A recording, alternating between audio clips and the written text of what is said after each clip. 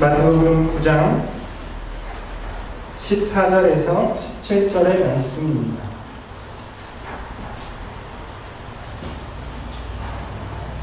함께 보도록 하겠습니다. 그때 요한의 제자들이 예수께 나와 이르되 우리와 바리새인들은 금식하는데 어찌하여 당신의 제자들은 금식하지 아니하나이까? 예수께서 그들에게 이르시되 혼인집 손님들이 신랑과 함께 있을 동안에 슬퍼할 수 있느냐? 그러나 신랑을 빼앗길 날이 이르리니 그때에는 금식할 것이라.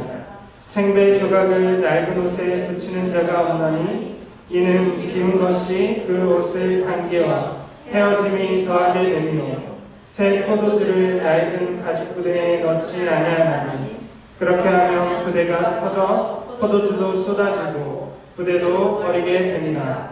새 포도주는 새 부대에 넣어야 둘이 다 보존되느니라. 아멘. 오늘 말씀은 죄사함의 금식 그리고 예수라는 제목으로 말씀 함께 나누기 원합니다. 여러분들은 금식을 해보셨습니까? 저도 금식을 몇 번 해봤습니다. 한 끼 금식 이런 것도 물론 많이 하지만 저는 3일 금식까지는 해봤어요. 그래서 3일 금식을 여러 번 해봤는데 제가 가장 처음 했던 3일 금식이 오늘 설교를 준비하면서 떠올랐습니다. 제가 처음 3일 동안 밥을 먹지 않고 식사를 하지 않고 완전히 금식을 했던 처음 때는 대학교 합격 발표를 일주일 앞둔 시점이었습니다. 저는 그때 이 대학교를 떨어지면 어떻게 하지? 라는 불안한 마음을 가지고 3일 동안 금식하면서 기도를 했습니다. 그러니까 제 금식의 목적은 당연하게도 대학에 합격하는 것이 제 금식의 목적이었습니다. 여러분 아마 대부분의 금식 기도는 저의 경우와 비슷할 것이라고 생각합니다. 하나님께서 어떠한 일을, 내가 바라는 일을 들어주시게끔 하기 위한 목적으로 사람들이 금식 기도를 합니다. 하나님의 생각과 행동을 바꾸기 위한 촉매제로서 금식을 사용하는 것이죠. 여러분 그러나 이런 금식은 전혀 성경적이지 않습니다. 여러분 이런 금식은 종교적인 금식입니다. 성경이 가르치는 금식은 우리 자신을 변화시키는 것이지 하나님을 변화시키거나 바꾸는 것이 아니기 때문에 그렇습니다. 어떤 사람들은 종교적인 생각을 가지고 이렇게 생각합니다. 우리가 기도를 열심히 하면 또 금식까지 하면 하나님께서 우리의 기도를 들어주실 것이다 라고 생각합니다.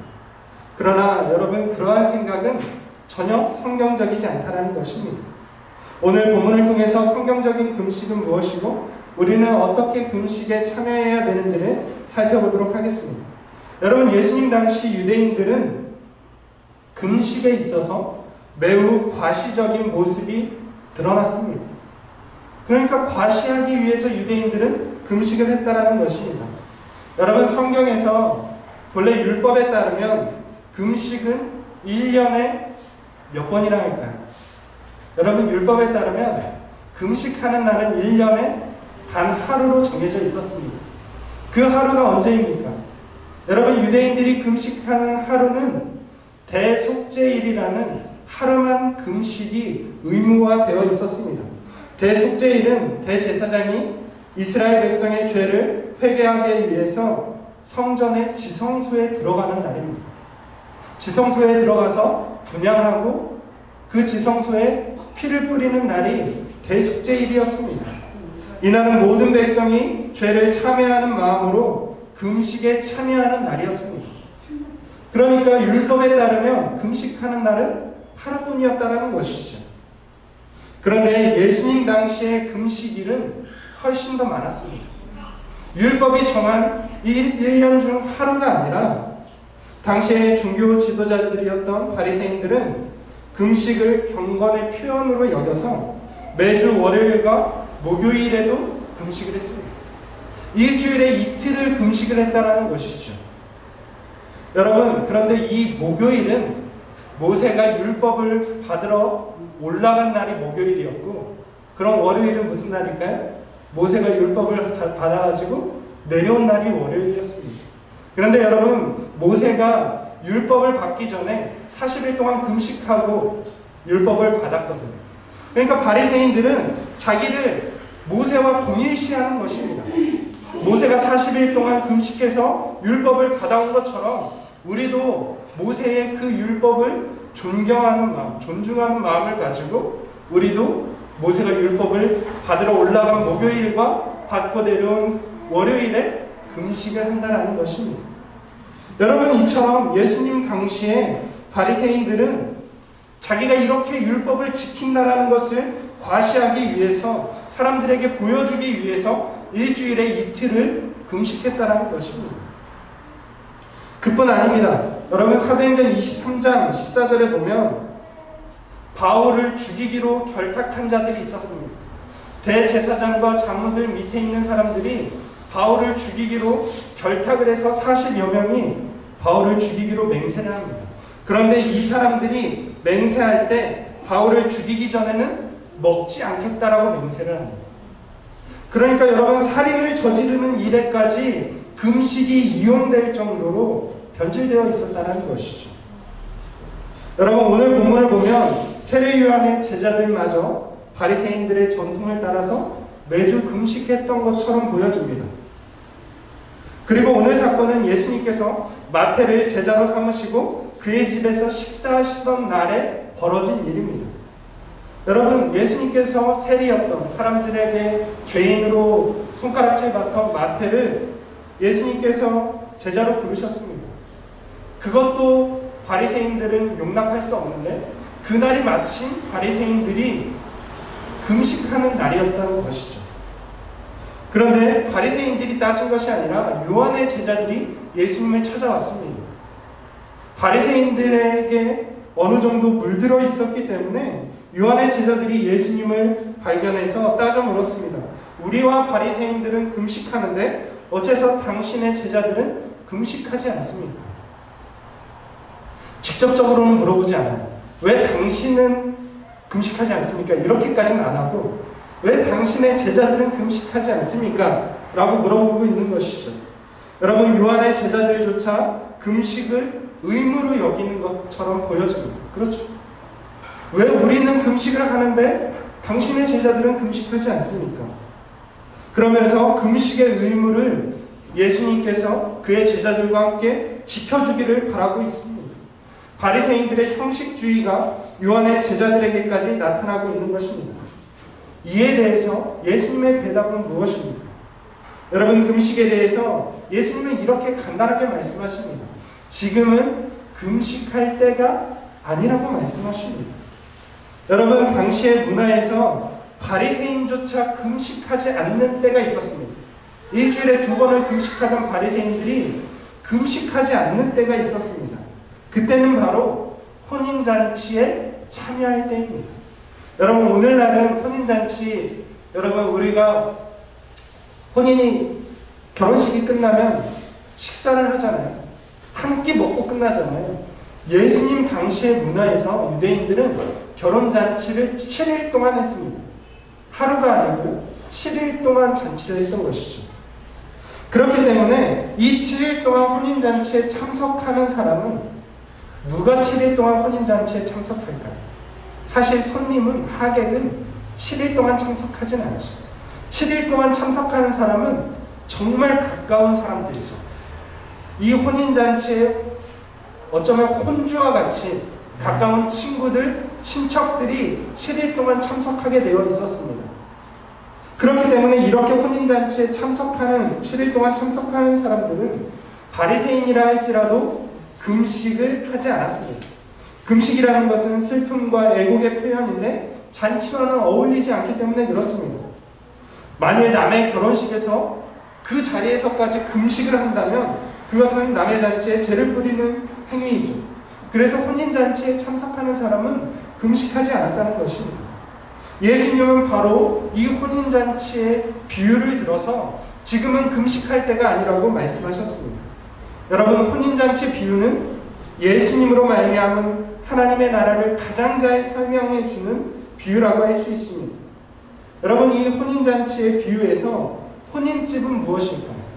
여러분, 혼인집은 예수 그리스도로 말미암아 이 땅에 도래하는 하나님의 나라를 뜻합니다. 혼인집은 하나님의 나라고 신랑은 당연하게 예수님이십니다. 그리고 손님은 제자들이죠. 예수 그리스도로 말미암아 하나님의 나라가 이제 이 땅에 임하게 되었습니다. 신랑이신 예수님께서 교회를 신부로 맞이하는 거룩한 혼인 예식이 예수님의 사역을 통해서 시작된 것입니다. 지금은 잔치의 때라는 것입니다.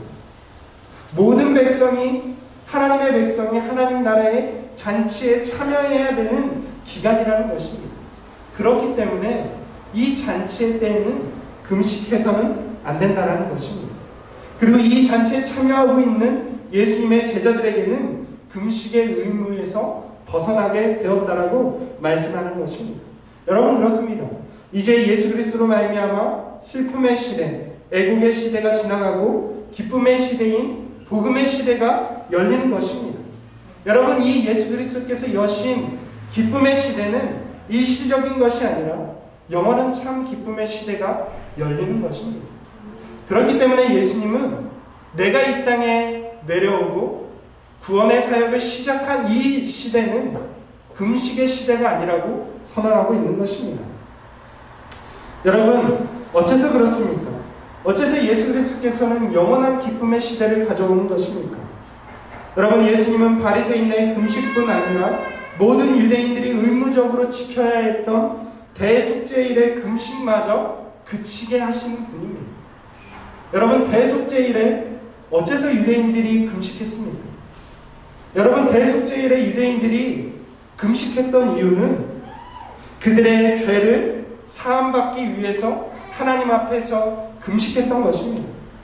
여러분, 대속죄일에 모든 유대인들은 하나님께서 우리의 죄를 사해 주시기를 간구했습니다. 금식하면서 기도했습니다. 그렇기 때문에 이 대속죄일은 죄사함을 구하는 날이었습니다. 그런데 여러분, 예수 그리스도께서 오신 이 시점은 어떻습니까? 여러분, 그 구약의 시대에 예수님이 오신 그날까지 대속죄일을 지키며 금식했던 그들의 기도가 응답받은 날이 바로 이 날입니다. 여러분, 그들이 금식하며 간구했던 대로 예수 그리스도께서 모든 사람의 죄를 대속하러 이 땅에 오신 것입니다. 그들의 금식의 기도가 응답받은 것이죠. 그렇다면 다시 돌아가서 금식해야 하겠습니까? 아니면 기도에 응답해 주신 하나님께 기쁨으로 감사로 영광을 올려드려야 하겠습니까? 여러분, 그렇기 때문에 이제는 대속죄일의 금식을 지킬 때가 아니고 예수 그리스도로 말미암아 모든 사람에게 대속을 주신 하나님께 기뻐하고 감사해야 되는 시대가 열리게 된 것입니다. 여러분, 대속죄일에 대제사장이 백성들에게 낭독했던 이사야서 말씀이 있습니다.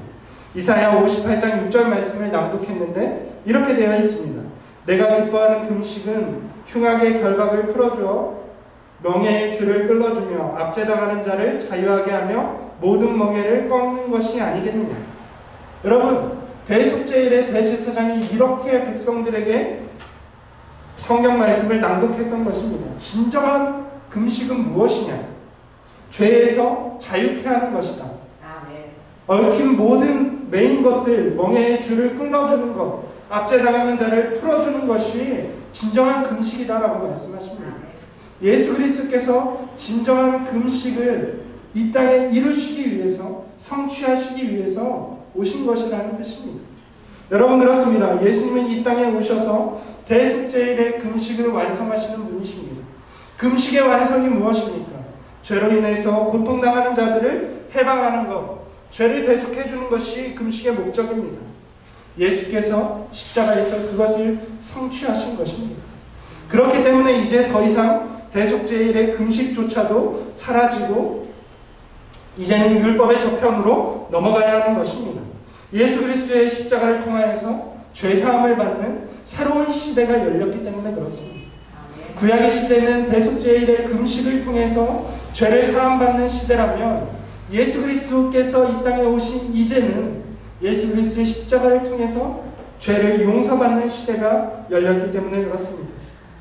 예수님은 이 새로운 시대를 비유로서 다시 한번 설명하고 있습니다. 이제 예수 그리스도께서 새로운 시대를 여셨음을 비유로서 말씀하십니다. 두 가지 비유입니다. 낡은 옷에 생배 조각을 붙이지 않고 새 포도주를 낡은 가죽 부대에 넣지 않는다는 것입니다. 여러분, 헌 옷에 새 옷 조각을 붙이면 어떻게 됩니까? 그것을 세탁하게 되면 그것이 수축하면서 그 기운 것을 다 찢어버리게 되는 것이죠. 그래서 낡은 것은 낡은 대로 두고 새 옷은 새로 만들어야 한다는 것입니다. 포도주도 마찬가지입니다. 포도주는 발효될 때에 가스가 발생합니다. 우리가 아는 것처럼 발효되는 그 가스가 가죽 부대를 팽창하게 만드는 것이죠. 그런데 낡은 가죽 부대는 어떻게 되겠습니까? 팽창할 수가 없죠. 그러면 터져버리게 되는 것입니다. 새로운 새 가죽 부대는 얼마든지 탄성이 있어서 가스로 인해서 포도주가 부풀어도 터지지 않는 것이죠. 예수님은 바로 그것을 말씀하고 있습니다. 예수 그리스도를 통하여서 이제 새로운 시대가 열렸음을 말씀하고 있습니다. 여러분, 그러면 우리는 어떻게 해야 할까요? 여러분, 우리는 이제 새로운 시대에 새로운 질서를 따라야 하는 것입니다. 그러면 우리의 금식은 무엇이 되어야 할까요? 여러분, 성경에서 오늘날까지도 금식이 폐지되지 않은 이유가 있지 않겠습니까? 여러분, 앞서 말씀드린 것처럼 금식은 소원을 성취하기 위해서 하는 것이 아닙니다. 제가 대학에 합격하게 해달라고 3일 동안 금식했던 그런 금식은 진정한 성경적인 금식이 아니라는 것입니다. 뿐만 아니라 금식은 죄사함을 가져오는 것도 아니라는 것입니다. 과거 구약의 시대에 대속죄일의 금식은 죄사함을 가져오는 것이었지만 예수 그리스도로 말미암아 새 시대의 금식은 죄사함을 가져오는 것이 아닙니다. 그러면 언제 금식해야 할까요? 여러분, 성경에 보면, 사도행전에 보면 금식했던 기록이 나옵니다. 여러분, 그 금식은 교회가 했던 금식입니다. 바울과 사울을 세울 때에 안디옥 교회가 금식했습니다. 또 이들을 선교사로 파송할 때에 다시 한번 금식했습니다. 그리고 사도 바울이 각 교회에서 장로들을 택할 때에 금식을 했습니다. 여러분, 새로운 시대, 예수 그리스도의 복음의 시대에 금식은 언제 행해지는 것입니까? 여러분, 이러한 금식은, 교회의 금식은 누군가를 교회의 일꾼으로 세우기 위해서, 교회의 공동체를 위해서 금식했음을 우리가 알 수 있습니다. 여러분, 그렇습니다. 새 시대의 금식은 무엇입니까? 내 욕심을 채우기 위해서, 하나님의 마음을 바꾸고 하나님을 내 목적에 맞추기 위해서 금식하는 것이 아닙니다. 회개를 위해서 금식하는 것도 아닙니다. 여러분, 교회의 금식은 공동체를 위해서, 타인을 위해서, 누군가를 바로 세우기 위해서 내 목숨을 내놓는 것, 그것이 교회의 금식이라는 것입니다. 예수 그리스도께서 이 땅에 가져오신 복음의 시대의 새로운 방식의 금식이라는 것입니다. 여러분, 그렇습니다. 예수 그리스도께서는 교회를 위해서, 죄인들을 위해서 십자가에서 목숨을 내어 놓으셨습니다.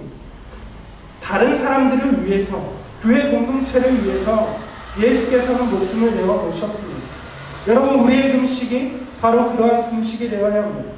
남을 위해서, 교회를 위해서, 누군가를 위해서 금식해야 한다는 것입니다. 여러분, 우리는 이미 예수 그리스도로 말미암아 죄사함을 받았고 구원받은 천국의 백성들입니다. 그리고 지금 우리가 다른 사람을 위하여서, 그리고 공동체를 위해서 금식하고 기도해야 할 때라고 생각합니다. 여러분, 이제 우리는 이 기쁨의 때를 살아가고 있습니다. 예수 그리스도의 십자가로 말미암아 구원받은 기쁨의 때를 살아가고 있습니다. 그러나 아직 그 기쁨을 알지 못하는 그 괴로움 속에 살아가는 수많은 사람들이 있습니다. 그들을 위하여서 금식하며 기도할 수 있는, 또 교회 공동체와 누군가를 위해서 금식하며 울어줄 수 있는 저와 여러분들이 될 수 있기를 주님의 이름으로 축원을 드립니다.